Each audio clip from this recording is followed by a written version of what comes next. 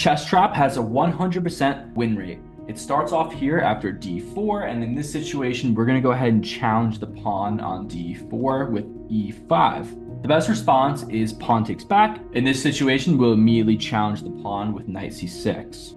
Notice that you're going to have to add a defender, so how about knight f3? You can go ahead and add another attacker. Hello there. Now there are 2 attackers and 1 defender, so our opponent will most likely try to defend this pawn with the bishop on f4.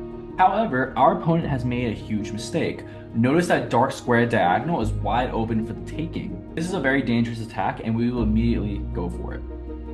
You can see here that the bishop is hanging, but also our opponent is in check. He can defend both threats by moving the bishop back to d2. Now the bishop is attacking the queen, but the queen has an attack on the b2 square. Queen takes b2. In order to save the rook, our opponent will most likely play bishop c3. Bishop c3 looks amazing. It does multiple things at once. First off, it attacks the queen, but it also defends the rook. Notice in this way the knight is defending the bishop, and there's a nasty counterattack.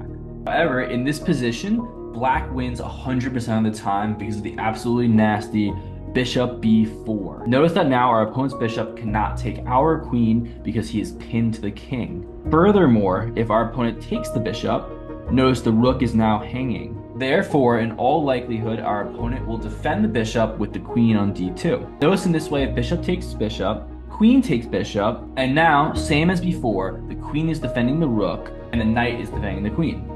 This position is stable and looks even. However, we have checkmate in 8. Let me know if you can find it.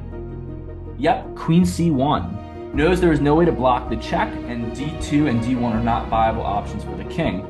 Therefore, you should not defend with the bishop, you should instead defend with the knight. Notice here the queen defends the rook and the whole position is stable.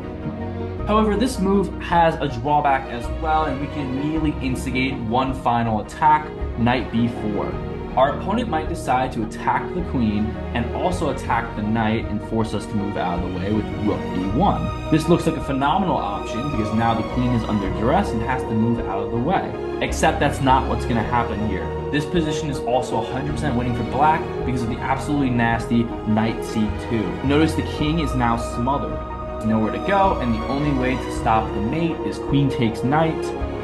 Of course, our queen can now take the queen, and we've just traded a knight for a queen. Therefore, in this position, our opponent should play knight d4. In this way, the knight now defends c2, and we can no longer fork.